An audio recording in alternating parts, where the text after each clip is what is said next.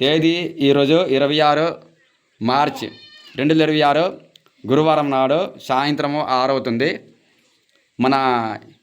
మాది వంగర గ్రామము. ఇక్కడ హిందువులు మతం మారిపోతున్నారు. ఆ మతం మారిబడికి గురవ్వకుండా మా ఎలిమెంటరీ స్కూల్ పిల్లల్ని మతం మారకుండా మోటివేషన్ చేస్తున్నాను.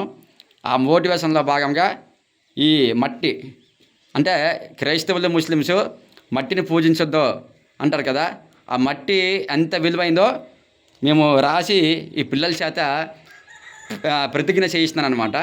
ఇప్పుడు ఆ ప్రతిజ్ఞ నేను చదువుతాను, పిల్లలు కూడా ప్రమాణం చేస్తారు. స్టార్ట్. ఓకే. మేము హిందువులం, మేము మట్టిని పూజిస్తాం. మట్టి అంటే నేల. ఈ నేల లేకపోతే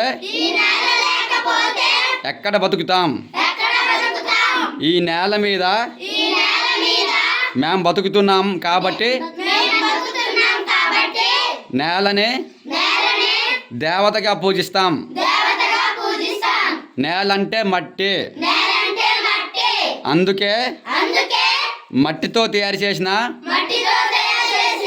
వినాయకుడిని హిందూ దేవుళ్ళను పూజిస్తాం. నువ్వు అంటే క్రైస్తవులు అనండి. అంటే క్రైస్తవులు మీరు నేల మీద జీవిస్తున్నారు కాబట్టి మీరు కూడా నేలని పూజించాలి. నేను నేలను అంటే మట్టిని పూజించను అంటే ఈ నేల మీద బతికే హక్కు లేదు.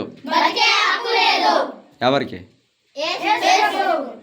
క్రైస్తవులకి. ఈ నేల మీద బతికే హక్కు లేదు. మీ యేసు ప్రభు లోకంలో బతకండి. మీరు క్రైస్తవులు నేలను పూజించను అంటే ఈ నేల మీద పండే ఆహారం ముట్టుకోవద్దు. మీ యేసు ప్రభుకి ఆహారం అడుక్కోండి. ఆహారం అంటే ఈ నేల మీద దొరికే పళ్ళు, కూరగాయలు, ధాన్యము, చింతపండు, పప్పు, ఇలా అన్ని రకాలు ముట్టవద్దు, తినవద్దు కూడా. మీ యేసు ప్రభు లోకంలో పండినవి తినండి.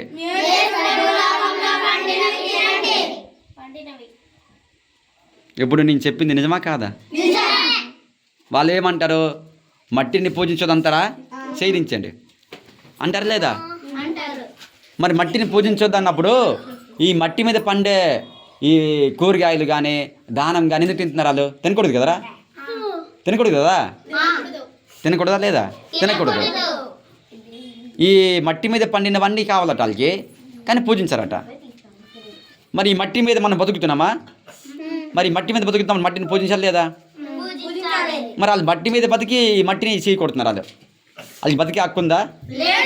వాళ్ళు ఎక్కడ బతకాలి? యేసు ప్రభు పరలోకమో యేసు ప్రభు నరలోకమో ఎక్కడ బతకాలి? వాళ్ళ ఇష్టం అది. ఈ మట్టిని చీకొడుతున్నప్పుడు మట్టి మీద బతికే హక్కు లేదు. అర్థమైందా? ఏమంటారు వాళ్ళకి? ఈ మట్టిని చీకొట్టినప్పుడు మీరు కామనండి, ఈ మట్టిని చీకొట్టినప్పుడు ఈ మట్టి మీద బతికే హక్కు లేదు అనాలి. అనండి ఒకసారి అనండి. ఎవరికల్లా అనండి.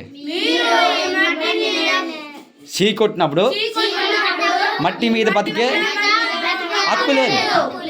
మళ్ళీ అనండి.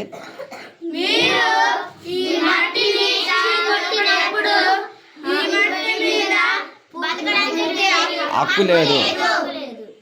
నేను చెప్పింది నిజమా కాదా?